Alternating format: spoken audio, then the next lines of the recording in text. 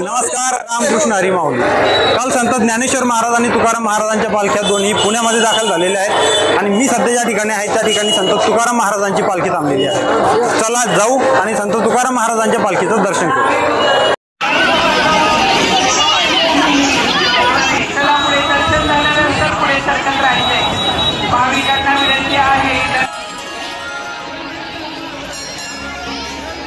अनेक वर्षांच्या परंपरेनुसार आळंदी ते पुणे प्रवास केल्यानंतर संत तुकाराम महाराजांची पालखी नाना पेठेमध्ये असलेल्या निवडुंगा विठोबा देवस्थान या ठिकाणी एक दिवस विश्रांती करते।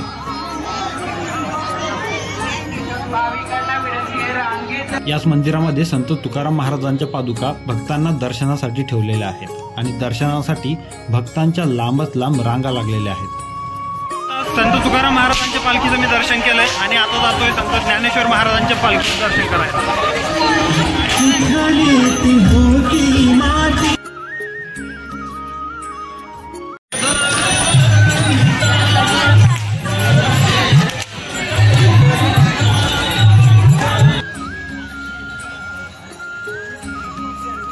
महाराज यादव कोणत्या गावचे? सिरेश बुलेशेर। कोणता? बुलेशेर माल सिरेश। बर, पुरंदर तालुका। कोणत्या दिंडी सोबत आले? दिंडी आम्ही स्वपन काका बरोबर जातो, ये थोडं आपलं बाहेरून जेवून यायला। हा, मग जायचं सासवड बरे, मग ते स्वपन काका बरोबर। कोणतं पहिलं वर्ष आहे का कधी? नाही, आता 30-35 वर्ष। 30 वर्षापासून कंटिन्यू करता? पंढरपूर पर्यंत चालत जाता? काय वय तुमचं सध्या? सध्या वय काय तुमचं? वय आहे 75च्या मोरे म्हणलं तरी चालेल। 75? बर, मग इतक्या लांब चालणं होतं? कस काय बरं येणार आपल्याला? तेव्हा येत आहे ना? मग आपल्या काय काय नाही ते आहे ना, त्याचे जो आहे आपण। तुमचं नाव काय? प्रकाश मारुती चव्हाण।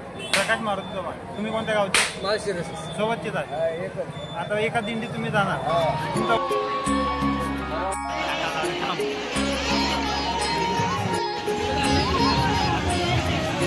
मी आता आलोय भवानी पेठेमध्ये। या ठिकाणी संत ज्ञानेश्वर महाराजांची पालखी उभी आहे आणि रांग पाहू शकता, जवळपास 2-3 किलोमीटर पासून इथं दर्शनासाठी रांग लागली।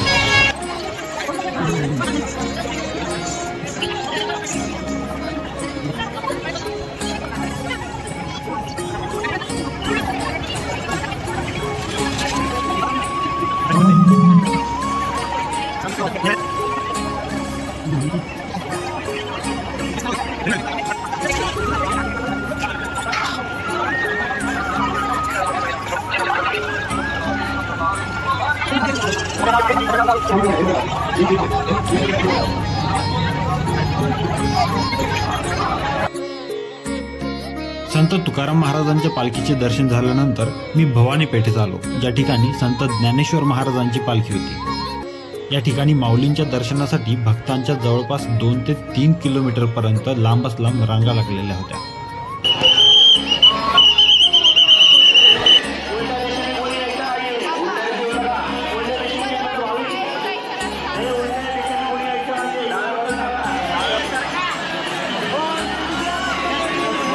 ज्या ठिकाणी या दोन्हीही पालख्या थांबलेल्या असतात त्याच परिसरामध्ये सर्व वारकऱ्यांच्या दिंड्या सुद्धा मुक्कामासाठी असतात आणि त्यांच्या सेवेसाठी येथील स्थानिक नागरिक त्यांच्या खाण्याची आणि राहण्याची सेवा देतात।